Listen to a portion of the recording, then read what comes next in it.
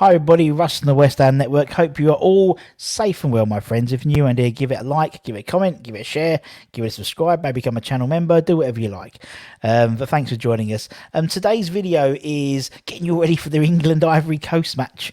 Oh, I can't wait, the return of Sebastian Haller. But it stems from a video we did on Saturday where we charted the 43 players who have played for England whilst being at West Ham. And it wasn't a lot. It wasn't a lot. I think it's 400, and I think that's 455 caps in total. So Bobby Moore was 108 caps. So Jeff was about 49. And I think Martin Peters was about 35 as well. I think Dexon about 28 now caps. So it wasn't really spread out, very evenly. But one person said that when you take the war years out, that's probably one player per year.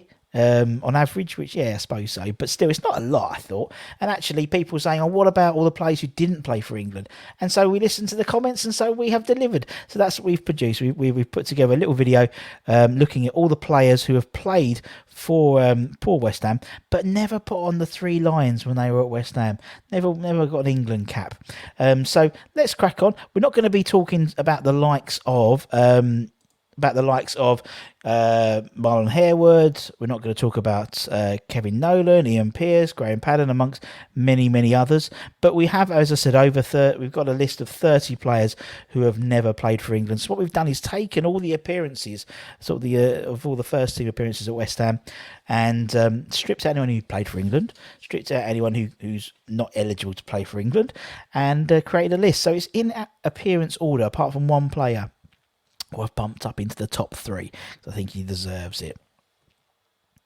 So number 30, Harry Redknapp. So obviously H was our manager through arguably our longest prolonged success in the Premier League in the late 1990s, early 2000s. But he obviously played for West Ham many times, 175 first team appearances for West Ham, 8 goals. He played under 18s for England, but never turned out for the senior side. Number 29, Stuart Slater. See you later. Love Slates, friend of the channel, been on very recently actually.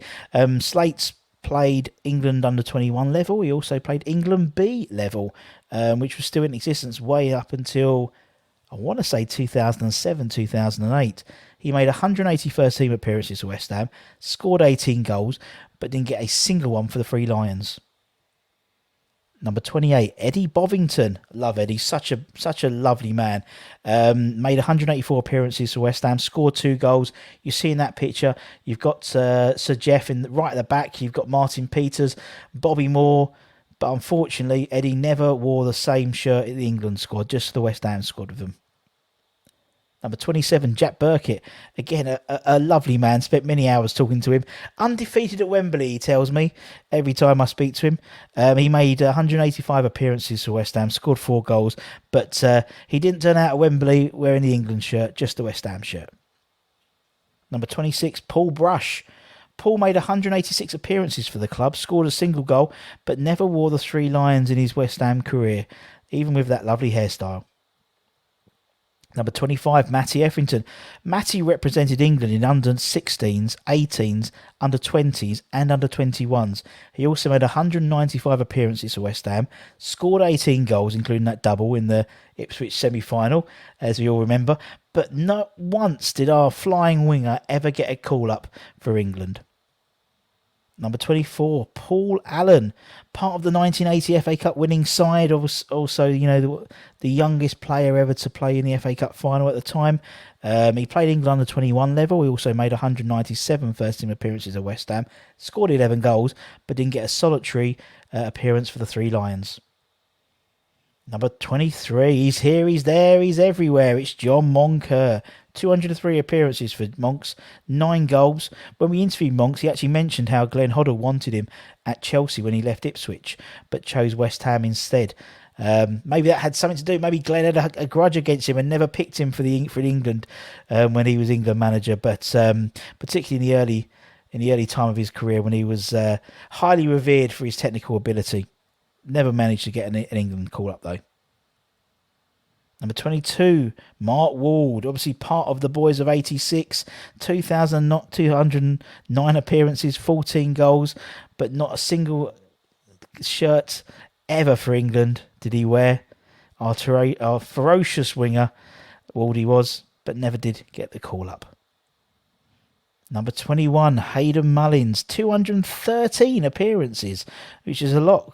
7 goals. He represented England under 21 level, but never turned out for the senior side. Number 20, Trevor Morley. Trevor made 214 appearances for West Ham. He scored 7 goals, but didn't score or make an appearance for England during his time at West Ham, even with that beautiful hair. Number 19, David Cross, the original Psycho. 224 appearances, 97 goals, but not 1 goal for England, which is so surprising. During that time, he never even got 1 call-up. Number 18, Mad Dog himself, Martin Allen. Martin made 232 appearances for West Ham, scored 35 goals. He, in his early career, he played the under-21 level for England, but never made the senior side. Number 17, Alan Dickens. Good old Dicko. Love the man. He's such a sweet guy. He played under 21s for England. Went on to make 243 appearances for West Ham, but not a single one for England, sadly. Number 16, Merv the Swerve. 237 appearances for West Ham, but not a single one for England. How surprising is that? Number 15, Pop Robson. Pop played under 23s in his early career. 255 appearances, 104 goals. We've interviewed Crossy and Tony Cottee, who say what an influential role model he was for them in their sort of development into football. But not once did he put on the 3 lines during his career at all. Number 14, Kevin Keane. Kevin, 278 appearances for West Ham, 30 goals, obviously heavily involved in the academy setup once again, which is fantastic. But he didn't manage to wear the England shirt. How come? I don't get it. Number 13, Tim Breaker, the robot himself. He played under 21s for England and made 296 appearances, scored 8 goals. But again, how did he never play for England? I think it's because he had a crossed hammers on his shirt.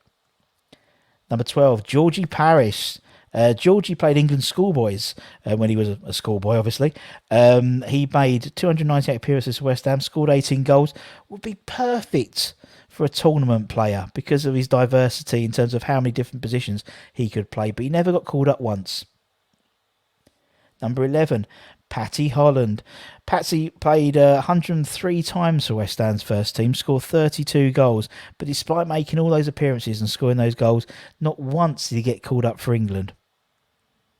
Number 10, Bish Bosh himself, Ian Bishop. Ian made England B team. He played in the B team a couple of times. He played 304 times for West Ham, scored 17 goals, but never turned out for England. Never turned out. Number 9, John McDowell. England under 23s he made, but never for the first team. 305 first team appearances for West Ham, 9 goals, and even with that hair, he never got a call up for the full England side. Number 8, Ronnie Boyce. Ronnie made 341 appearances in his time at West Ham, scored 29 goals, but Dicker never got called up to the main side at all in terms of the senior side for England. Number 7, Jeff Pike. Pikey, part of the 1980 FA Cup winning side, part of the boys of the 86 squad, 368 appearances, 41 goals, ever reliable, but never did he get a call up for the Three Lions. Number 6, Tony Gale. Reg played England under 21s. He made 368 appearances for West Ham, scored 7 goals, but didn't turn out for the Three Lions ever. How? I never know. Number 5, John Bond. John made almost 449 appearances during his time at West Ham, scored 39 goals, but not once did he get the call up to wear the Three Lions. Number 4, Steve Potts. Potsy, 506 appearances in all, 1 goal, as we all know, against Hull City. But he didn't get a call up for England, or even the USA, really, at the same time. But we just concentrate on England so far. Number 3, Julian Dix. Now, Julian's the one I've bumped up a little bit. He only made 326 appearances for West Ham, scored 65 goals, played England under 21s, played for England B team as well.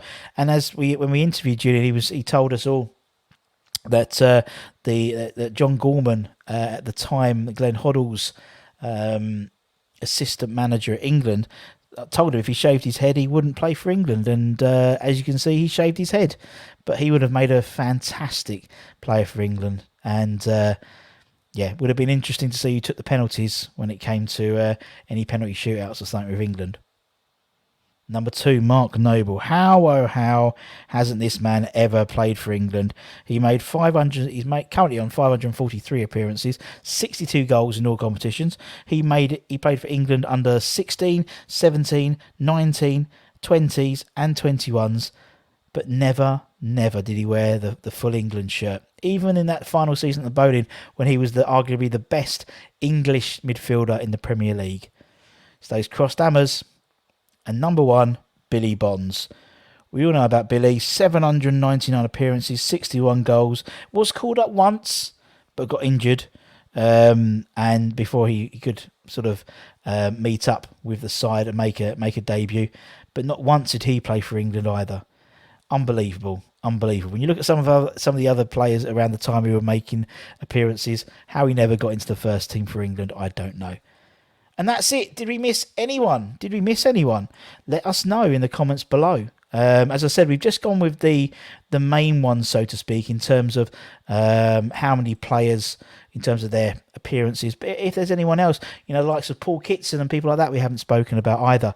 But if you've missed anyone, let us know. And until next time, my friends, take care, everyone. Stay safe. Wash those hands. Stay lucky, stay cheeky. Until next time, take care. Bye-bye.